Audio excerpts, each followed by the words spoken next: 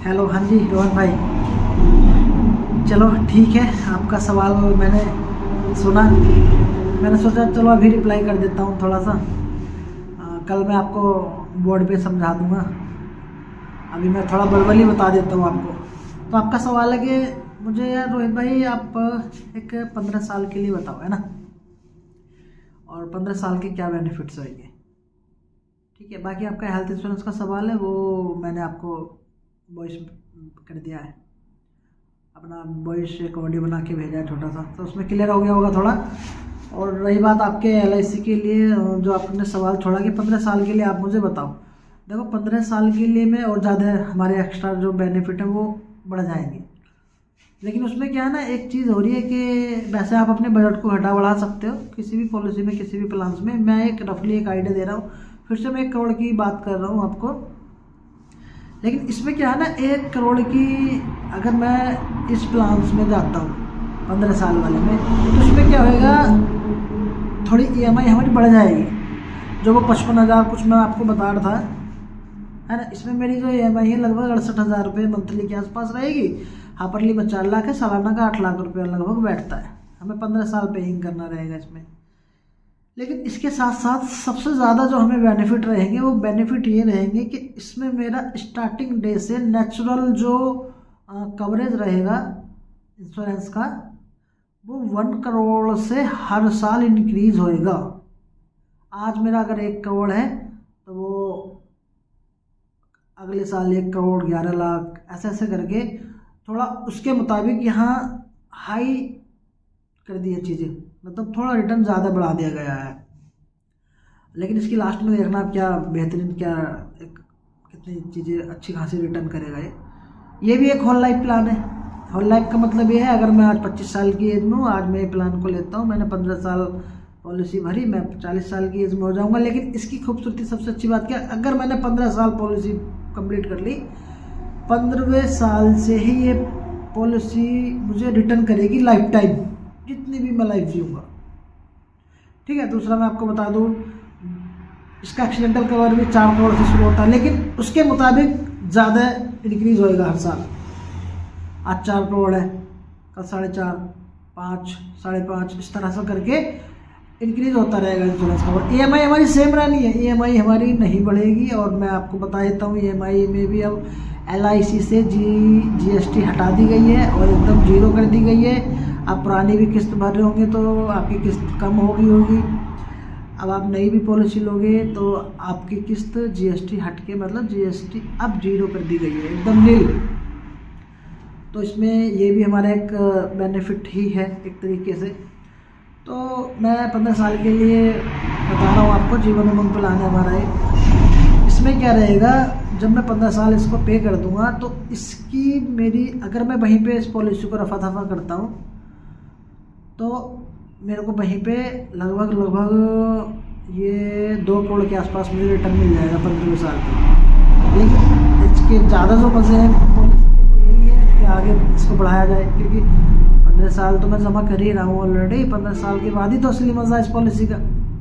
इसमें मुझे 8 लाख तो फिक्स हो जाएगा 15 साल भरने के बाद, वो मेरे को आना ही आना है। ठीक है, लेकिन मेरी कैश वैल्यू बहुत हाई लेवल में बढ़ेगी। कैश वैल्यू का मतलब होता है, जब मैं नहीं ले रहा हूँ अभी रिटर्न, मैंने 15 साल पॉलिसी पे कर दी, अब मैं इसके मज़े लेना चाहता हूँ, तो मेरे को 8 लाख तो गारंटीड रिटर्न आएगा। साथ में मेरी कैश वैल्यू स्टार्टिंग जो साल रहेगा 15 साल का, वो लगभग 2.25 करोड़ के आसपास रहेगी। फिर उससे अगले साल जाऊँगा, फिर 2 करोड़ रहेगी। मेरी कैश वैल्यू बढ़ती जाएगी। कैश वैल्यू का मतलब है, कभी मैं इसको सरेंडर, कभी भी मैं इसको पॉलिसी को क्लोज कराता हूँ तो मेरी इसकी वैल्यू टाइम टू टाइम बढ़ती रहेगी। मतलब अगर मैंने इसकी 10 साल, मैंने 15 साल के बाद इसका 10 साल रिटर्न लिया तो 80 लाख रुपये तो मुझे वैसे ही आ जाएगा। 8 लाख तो गारंटीड आना है।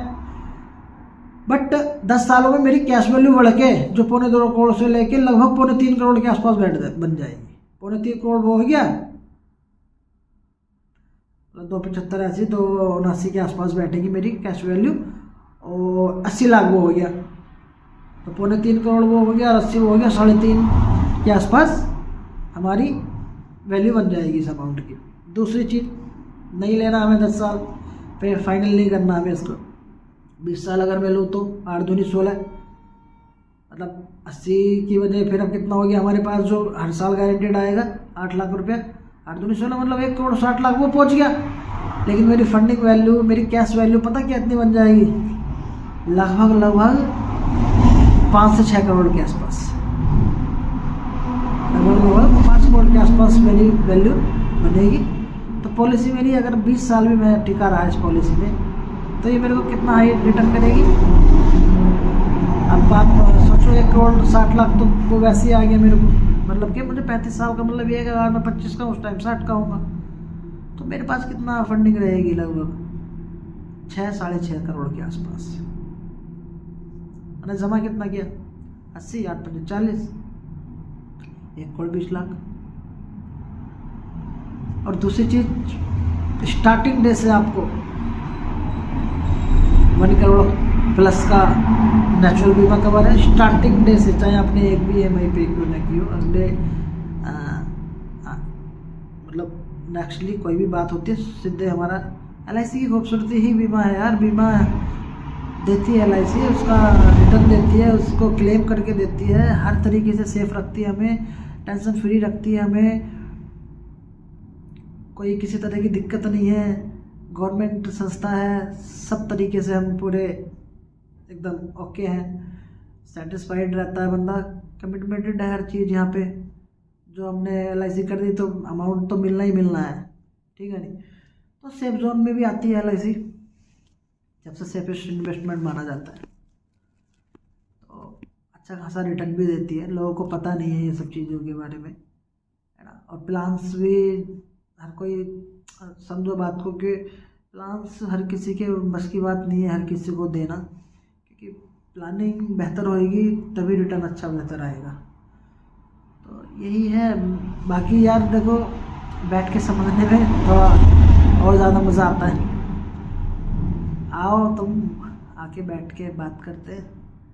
और पॉलिसी में इसमें बीमा कवर, एक्सीडेंटल कवर, एक चीज़ और बतानी भूल गया मैं तुम्हें, इसमें डिसेबिलिटी भी इंक्लूड रहती है हमारी। कोई बात हमारे साथ हो जाए बट हम हमारे साथ डिसेबिलिटी हो जाती है, तो जो भी मैं 8 लाख रुपये भरता हूँ ये मेरे को भरने ही नहीं है। फिर LIC माफ़ कर देती है इस अमाउंट को, चाहे मेरा 5 साल का टाइम बचा हो पॉलिसी का, 10 साल का, कुछ भी, सारे बेनिफिट ऐड रहेंगे। बट हमारा इसमें एक बेनिफिट डिसेबिलिटी का ही मिल जाएगा। कोई भी अगर मेरा टाइम बच रहा है 10-12 साल या जो भी 2 साल, कितना भी टाइम बचेगा डिसेबिलिटी के बाद, वो सब LIC कवर करती है, फिर से उसके पूरे बेनिफिट्स प्लान के देती है। ओके ब्रो, यही सब है।